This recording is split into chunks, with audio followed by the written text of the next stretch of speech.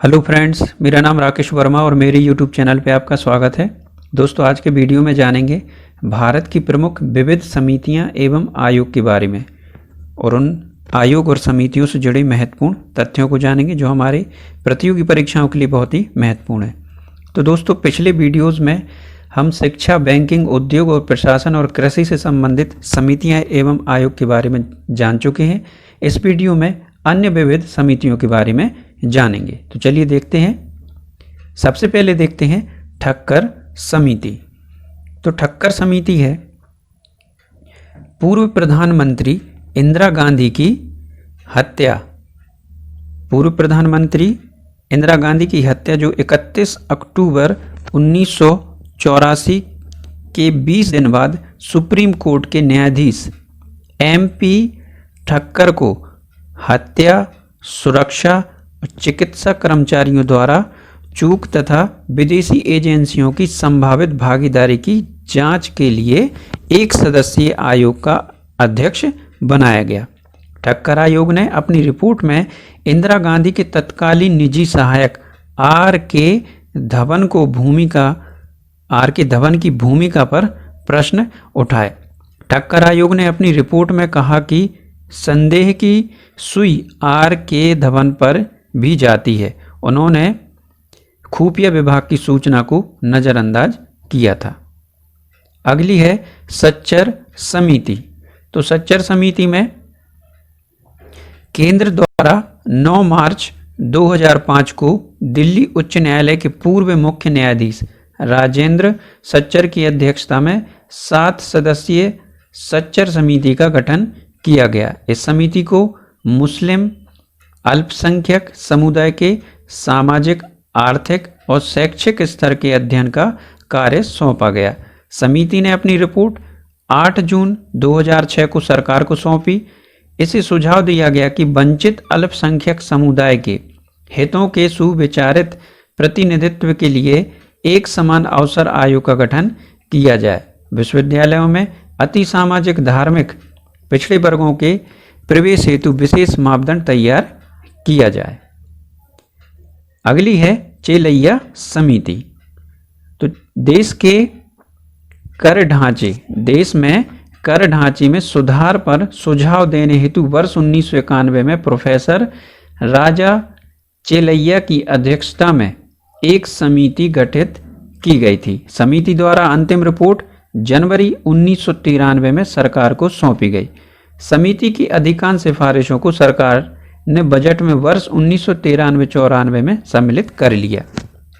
समिति की मुख्य सिफारिशों में ब्याज कर समाप्त करना, उपहार कर की छूट सीमा बढ़ाना, गैर कृषकों की 25,000 रुपये से अधिक की कृषि आय पर कर लगाना, आयात शुल्क दर में कमी करना तथा अलग अलग वस्तुओं के लिए अलग अलग दरें निर्धारित करना आदि शामिल था। अगला है रामनंदन प्रसाद समिति। तो रामनंदन प्रसाद समिति का गठन केंद्र सरकार ने फरवरी 1993 में क्रीमी लेयर की पहचान के लिए किया गया था। सरकार ने यह काम उच्चतम न्यायालय के निर्देशन में उठाया। सेवानिवृत्त न्यायाधीश रामनंदन प्रसाद की अध्यक्षता वाली समिति ने अपनी रिपोर्ट मार्च 1993 में सरकार को सौंप दी।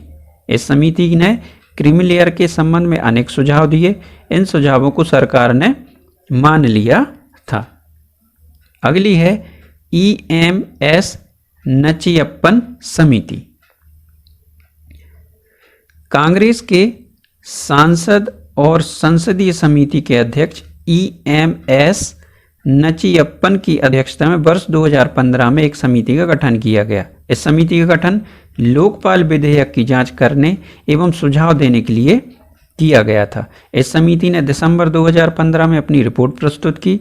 समिति ने अपनी रिपोर्ट में केंद्रीय सतर्कता आयोग और केंद्रीय अन्वेषण ब्यूरो की भ्रष्टाचार निरोधक शाखा का लोकपाल में एकीकरण करने की सिफारिश की थी। अगला है अजय विक्रम सिंह समिति। तो केंद्र सरकार ने वर्ष 2001 में अजय विक्रम समिति की अध्यक्षता में एक समिति का गठन किया। इसका गठन सेना पदोन्नति नीति के मुद्दे पर गौर करने के लिए किया गया था। इस समिति ने वर्ष 2004 में अपनी रिपोर्ट प्रस्तुत की थी। इस समिति की मुख्य सिफारिशों में शामिल है कि कर्नल की आयु 36 से 37 वर्ष, जबकि ब्रिगेडियर की आयु 44 से 45 वर्ष होनी चाहिए। इसने कमांड एंड एग्जिट पॉलिसी की सिफारिश की थी। इसके अनुसार कर्नल 2 से 3 वर्षों तक वाहिनी के कमांडर की तरह काम करेंगे और जैसे ही वे 40 वर्ष के होंगे पद के गैर कमांड पद पर चले जाएंगे। समिति ने कर्नलों के लिए अतिरिक्त पद बनाने की सिफारिश की थी। अगला है सामंत समिति।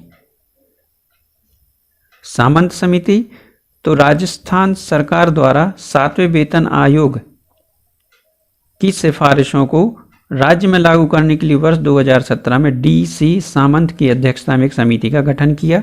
इस समिति ने दिसंबर 2018 में अपनी रिपोर्ट सरकार को सौंप दी। राज्य सरकार ने 7वें वेतन आयोग की विसंगतियों को दूर करने और कर्मचारियों की अन्य मांगों के समाधान के लिए पूर्व मुख्य सचिव DC सामंत की अध्यक्षता में 3 सदस्यीय समिति का गठन किया था।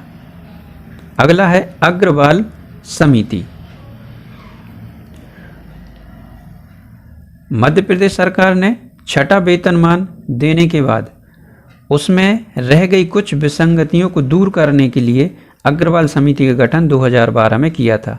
अग्रवाल समिति ने सरकार को अपनी रिपोर्ट 2012 में ही प्रस्तुत कर दी और इस समिति की सिफारिशों के आधार पर राज्य सरकार ने गृह भाड़ा भत्ता, निःशुल्क आवास सुविधा, यात्रा भत्ता, वाहन परिवहन भत्ता, अनुसूचित क्षेत्र भत्ता और अव्यावसायिक भत्ते की दरों को संशोधित कर शासकीय कर्मचारियों को तोहफा दिया था। अगला है केलकर समिति। देश में प्रत्यक्ष एवं अप्रत्यक्ष करों में सुधार के संबंध में सुझाव देने हेतु केलकर समिति ने अपनी रिपोर्ट दिसंबर 2002 में सरकार को सौंपी।